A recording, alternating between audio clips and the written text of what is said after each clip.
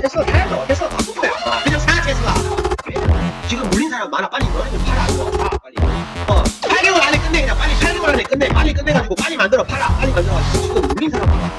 안녕하세요 여러분, 테슬라에 올인하는 남자 테올남입니다. 자 여러분, 오늘 우리가 정말 오랜만에 지금 뭐 3대 지수가 전부 다 올랐습니다. 지금 뭐 한 2주 동안 우리가 지금 뭐 조정도 받았고, 그리고 이제 거품이 많이 낀 것들, 특히나 또 우리가 가지고 있는 것들이 요 근래에 많이 올랐기 때문에 거품이 빠지면서 거기다가 연타로 조정까지 오면서 우리가 연타를 맞아가지고 2주 동안 조금 우리가 우울했는데, 그래도 오늘 막 다우가 2% 가까이 오르고 나스닥은 3%가 넘게 올랐어요. 예, 그리고 S&P가 2.5%. 그래가지고 지금 S&P 500 맵이 그냥 눈이 부십니다. 예, 눈이 부셔. 뭐 애플도 굉장히 고생을 많이 했는데 애플도 지금 5% 넘게 오르고, 또 우리 테슬라가 또 오늘 6%가 넘게 오르면서 반등을 확실하게 했습니다. 근데 지금 이게 이제 조정이 끝난 건가? 제 개인적인 생각으로는 조정이 끝났다고 생각합니다. 제가 저번 주부터 말했지만, 근데 또 우리가 9월 달에 기억하고 있지 않습니까? 9월 달에도 뭐 이틀 3일 이렇게 하락이 오다가 하루 반등을 주고 또 이틀 3일 3일 4일 이렇게 또 하락세를 타고, 요런 걸 우리가 경험을 했기 때문에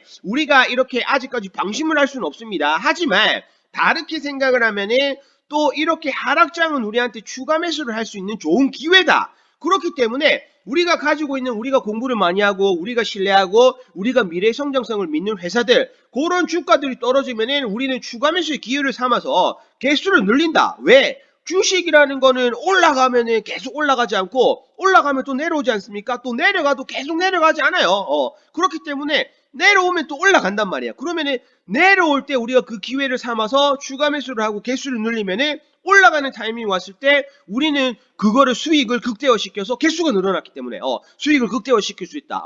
그렇게 생각을 합니다. 자, 그리고 오늘 영상은 여러분, 아크 인베스트먼트에서 3월 달에 보고서가 나왔어요. 근데 제가 보고서를 이제 맨날 보는데 별로 그렇게 뭐 여러분들한테 중요한 내용은 없었다. 그래서 영상을 한 번도 만든 적은 없었는데, 요번 달에 이제 3월 달에 보고서가 나왔는데, 이게 지금 우리가 10년물 국채 금리가 가파르게 오르면서 주식시장이 좀 무너지는 거, 그리고 이제 비트코인에 관한 얘기들, 굉장히 중요한 얘기들이 많아요. 그래가지고 제가 어저께 하루 종일 번역을 했거든요. 그래가지고 그거를 영상이 끝나면은 그 뒤에 붙일 겁니다. 요거는 정말 강추드립니다, 여러분. 여러분들 혹시나 안 보셨다면은 그 아크 인베스트먼트 3월달 보고서를 꼭 끝까지 보시길 바랍니다, 여러분. 좀 긴데 여러분 아시겠죠? 자, 그러면은 오늘 제 계좌 업데이트하고 그 보고서로 바로 넘어가 볼게요. 자, 일단 제가 저번 주부터 해가지고 테슬라를 7개 정도 추가했죠. 요번에 추가 매수를 조금 많이 했습니다. 예, 제가 뭐 7개밖에 추가를 했는데 많이 했다고 하는 거는, 제가 10월달 이후로 테슬라를 추가 매수한 적이 없었거든요. 그리고 하루에 5개 이상 추가하고 막 그런 적이 한 번도 없었어요. 근데 테슬라가 620불 때 떨어졌을 때 그때 조금 과감하게 추가 매수를 해가지고 한 7개 정도 추가 매수했고, 그리고 스케일즈는 계속 그대로고요. 푸버도 지금 며칠 동안 계속 하나씩 2개씩 추가 매수했고, 오픈도어도 계속 하나씩 2개씩 추가 매수했고, 그리고 이제 EXPC는 앞전에 제가 스윙을 한번 했었죠. 근데 이게 다시 15불대로 떨어져가지고 요거를 오늘 100개만 다시 들어갔습니다. 그리고 이제 팔란티어도 많은 분들이 정말 물어보시고 그런데 이제 저는 팔란티어를 개인적으로는 그렇게 회사는 좋지만은 조금 싫어했거든요. 근데 요번 주말에 이제 영상도 안 만들고 제가 시간이 많아가지고 팔란티어에 대해서 공부도 좀 해보고, 회사 CEO가 인터뷰하는 것도 좀 보고, 그리고 요즘에 또 아크 인베스트먼트가 굉장히 헤빌리하게 지금 팔란티어 쉐어를 지금 사고 있지 않습니까? 그래가지고 공부를 해보니까 제가 예전에 생각했던 거랑은 조금 틀린 것 같아요. 예, 뭐 예전에 제가 가장 마음에 안 들던 거는 조금 비밀스럽다. 그게 이제 정부랑 이제 이렇게 관련된 컨트랙을 많이 하고 있고, 거기서 레비뉴가 76%가 들어왔었는데 그게 조금 마음에 안 들었었는데 4분기 때 보니까는 52%로 줄어들었더라고요. 그리고 이제 가이던스를 보니까 이제 조금 정부랑 연결된 연결된 컨트랙은 조금 계속 줄어들 것 같더라고요. 예, 그래가지고, 그리고 CEO도 말하는 게 굉장히 마음에 들어요. CEO가 말하는 게 뭐냐면은, 야, 니들 그냥 2025년까지 우리 회사 팔란티어라는 회사를 믿고 장기 투자할 거면은 사지 마. 뭐 요런 식으로 말을 많이 하더라고. 인터뷰를 보니까. 그거를 보니까 야, 이 CEO가 굉장히 이게 자신감이 있고 회사도 좋은데 CEO가 자신감이 있고 CEO가 조금 괴짜 그런 거 좀 그런 일론 머스크 비슷한 그런 느낌을 받았어요. 물론 우리 형이랑 비교할 그 사람은 아니에요. 하지만 뭐 대체적으로 봤을 때 회사가 괜찮다. 그리고 앞으로의 가능성도 있다. 그래서 일단은 요거는 뭐 한 300개까지 채워볼 생각인데 일단 오늘 100개만 일단은 지금 들어왔습니다. 분할로 들어왔고 지금 또 팔란티가 거의 뭐 반토막이 났기 때문에 가격은 일단 엔트리 가격은 좋다고 생각을 해요. 그래서 일단 100개만 들어왔고 근데 아직까지 시장이 앞으로 어떻게 될지 모른다. 그래서 항상 분할 매수. 그래서 일단 100개만 들어왔습니다. 그리고 버터플라이 요거는 뭐 제가 산지 지금 며칠 됐죠. 며칠 됐는데 지금 요거는 모멘텀이 조금 없어가지고 지금 힘을 좀 못 받네요. 예, 근데 지금 계속 떨어져가지고 오늘도 지금 50개 해가지고 두 번에 걸쳐가지고 100개를 추가했습니다. 그래가지고 300개가 됐어요. 예, 지금 요렇게 돼 있고 지금 당분간은 이제 새로운 티커를 추가할 생각은 없어요. 지금 티커가 한, 둘, 셋, 넷, 다섯, 여섯, 7개. 저는 지금 티커가 7개가 있는 거는 굉장히 많거든요. 예, 그래가지고 지금 요 7개를 해가지고 좀 떨어지면 추가하면서 하고 이제 뭐 익절할 뭐 수익을 실현할 시기 오면 수익 실현하고 이제 그렇게 앞으로 하도록 하겠습니다. 일단 테슬라 뉴스 하나만 간단하게 보고 아크 인베스트먼트 월간 보고서로 넘어갈게요.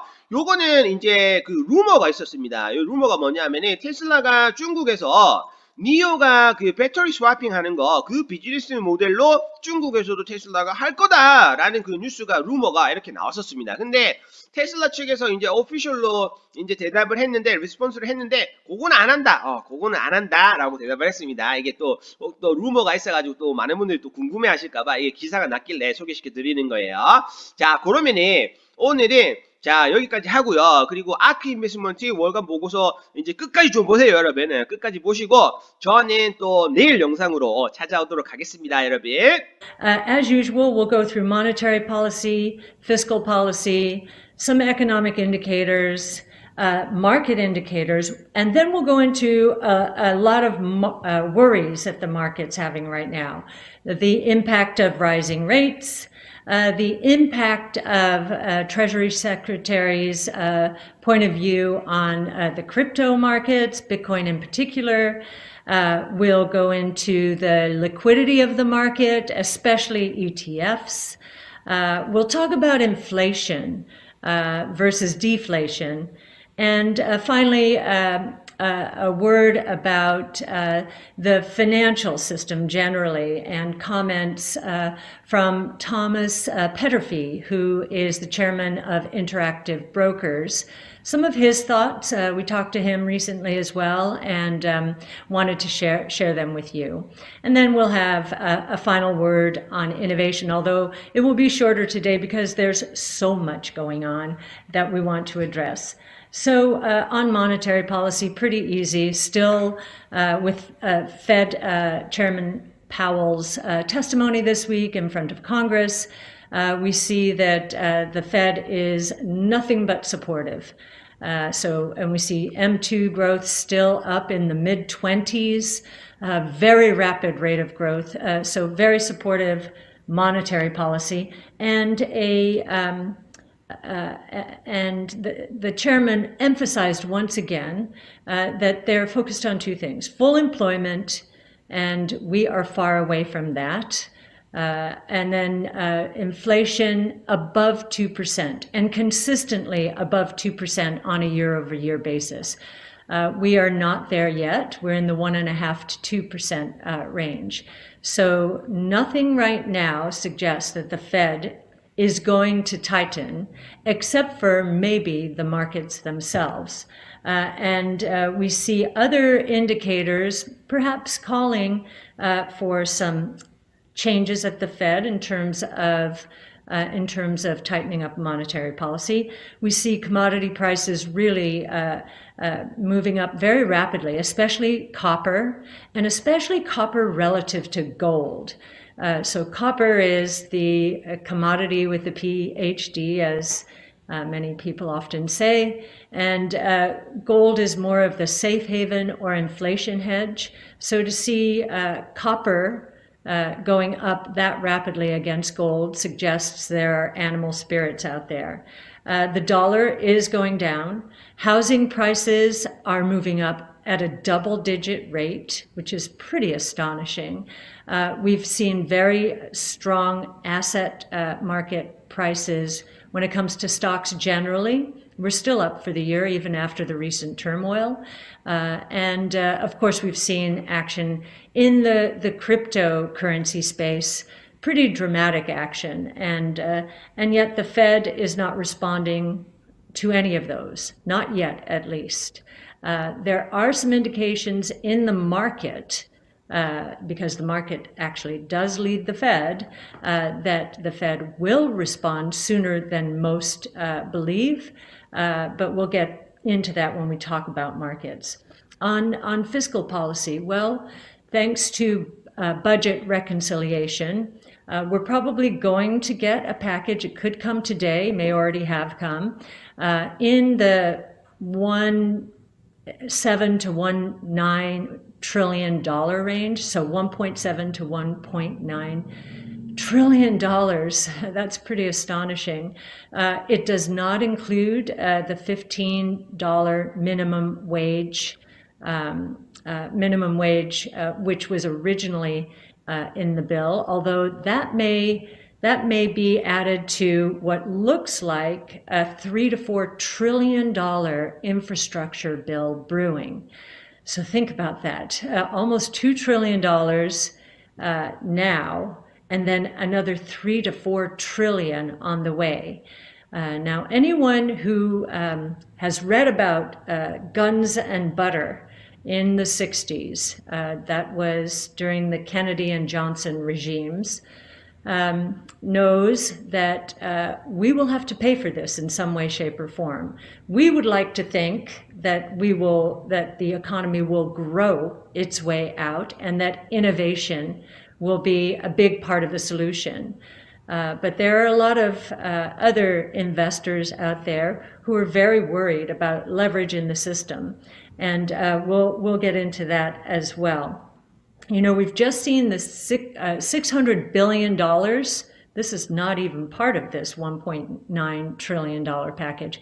We've seen $600 billion in stimulus money making its way into the system. We saw that in today's personal income report.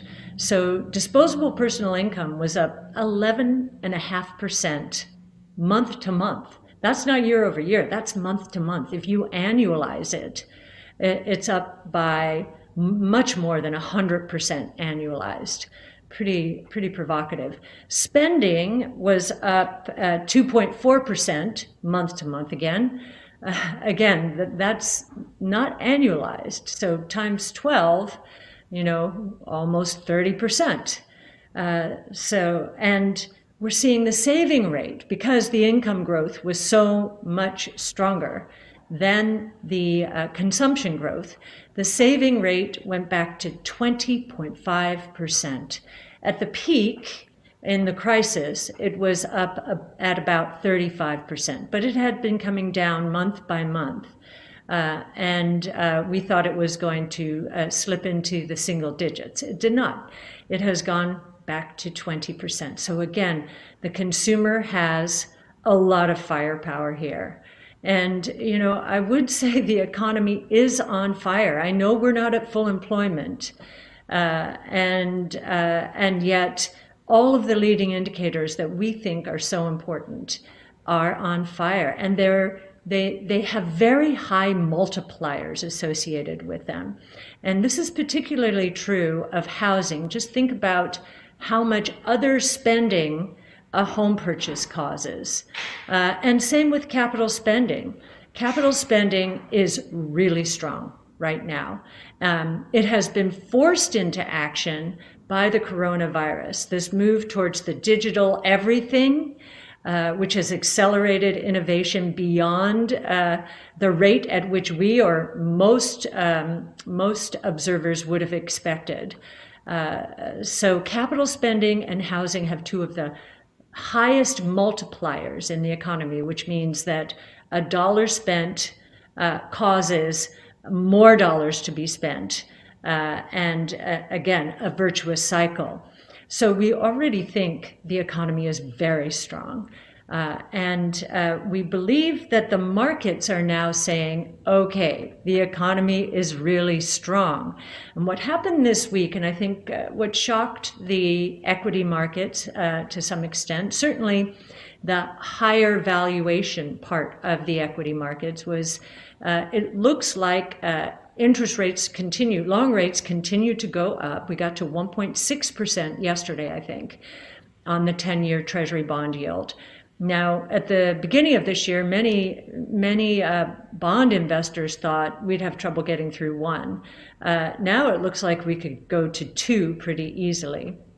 I will say, based on indicators, mostly, if you look at short-term traders, there are measurements of their activity.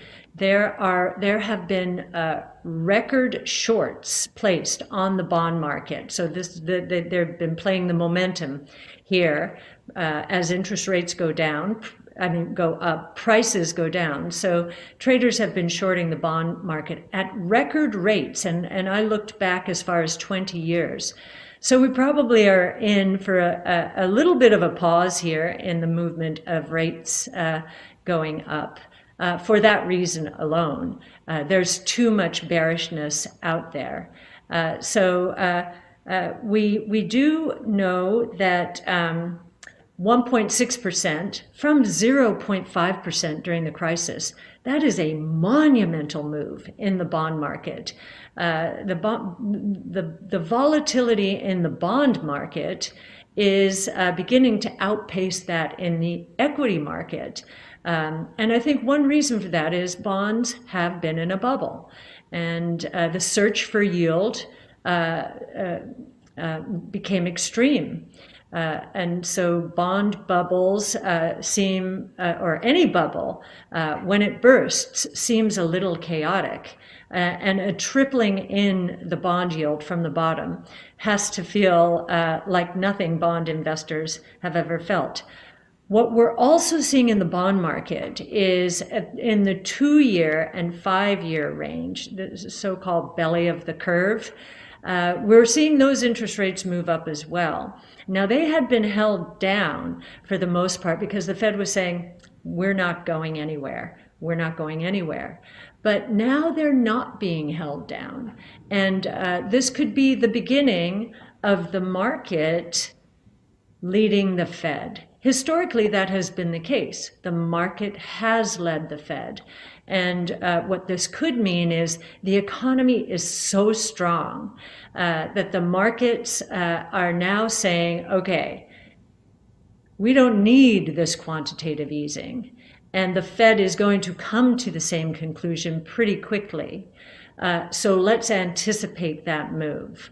So here we are. We think that move is on the way. Now, this also reminds me of the late 2016, early 2017. And at that time, the quantitative easing was on its way out, and the Fed was going to start raising interest rates. They had telegraphed that, and the market was very nervous. And I remember one of the reasons it was very nervous was after President Trump won the election, the odds of a cyclical burst increased because of his promise to cut taxes. And that's exactly what happened. But in the beginning, the equity market responded, was very nervous around this idea that interest rates would be going up. And what happened is when President Trump was elected, value stocks took off. Just like they're taking off now, responding to this idea that this economy is developing ahead of steam. So the value stocks have taken off. And in fact, if you look at year to date, I think financial stocks are up 27%, And energy stocks are up 27%. Financial stocks are up about 11%. I think technology stocks, if I'm not mistaken, are up basically 1%. And healthcare, which is another area in which innovation strategies, or to which innovation strategies are exposed, that's actually down. So traditional value stocks are having a nice run here. And how do we feel about that? We feel really good about that. Just like we did in 2016, when we said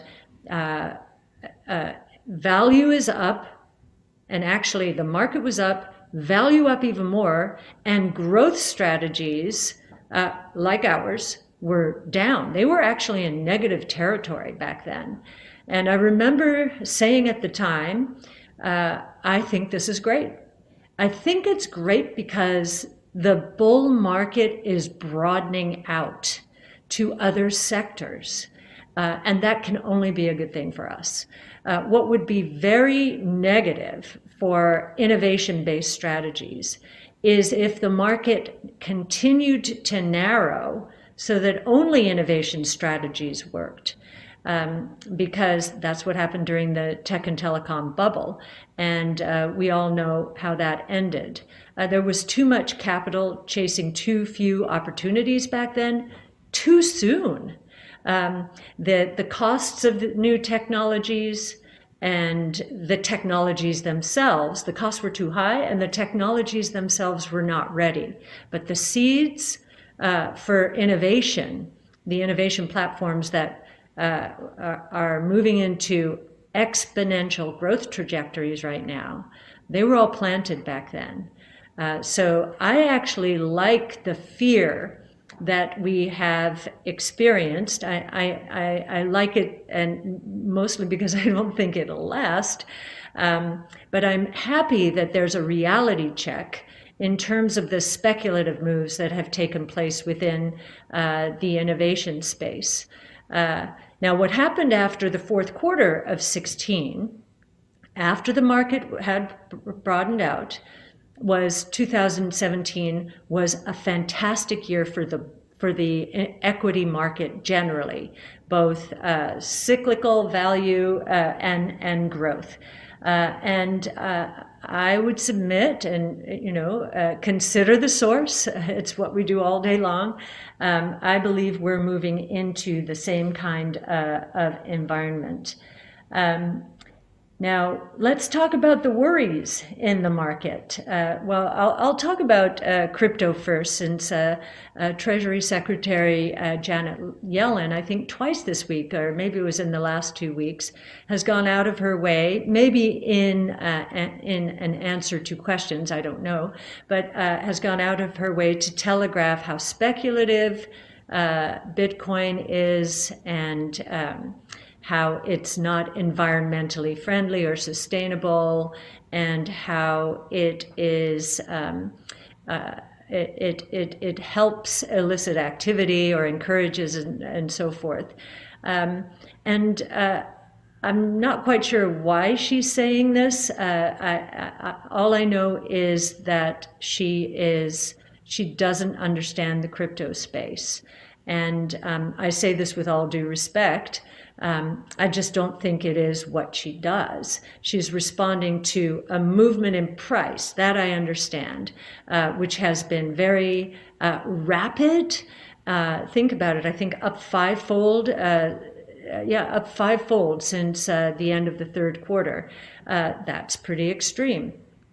So I can understand her saying that. As far as the environment, I encourage you to look up Yassine El-Mandra's white paper on our website, arc-invest.com, and you will find in, I think, the second to the last white paper that he addressed. No, it was a white paper on mining. He addressed this environmental issue. And if you compare the energy use of Bitcoin in particular, compared to the energy it would take to mine gold, Bitcoin is digital gold, it's a fraction of it. And then if you want to think about it a little bit more broadly, because of course the Bitcoin blockchain and other blockchains are going to enable much more rapid settlement of trades and transactions than the traditional financial institution, say 10 minutes as opposed to a week or a few days. Think about the energy consumption of the traditional financial world, and you'll see in that chart what Bitcoin is using in terms of energy right now, which is mostly renewable, by the way, hydroelectric and other renewables, is again fraction. It hardly measures up at all to that. As far as criminal activity, I mean, I'll just reflect on a conversation that I had at a conference with an FBI agent very early on in my understanding or learning about Bitcoin. And he said, this is the best thing that ever happened to us. What does the FBI do? It's filled with cryptographers who are able to break codes and figure out illicit activity. They have been able to. One of the reasons is that the Bitcoin blockchain is so transparent by IP address. So pattern recognition, cryptography, an interesting way to think about it.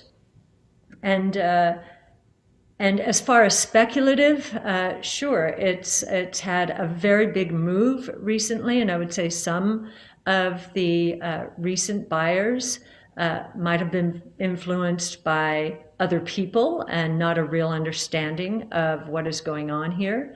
But as I did say this week, and I saw it in a report or in a headline, I did say and go through Yassine's paper, we can see trillions of dollars in use cases for Bitcoin. And I think the most important thing that we as investors need to do is be very supportive of those who are evolving this ecosystem.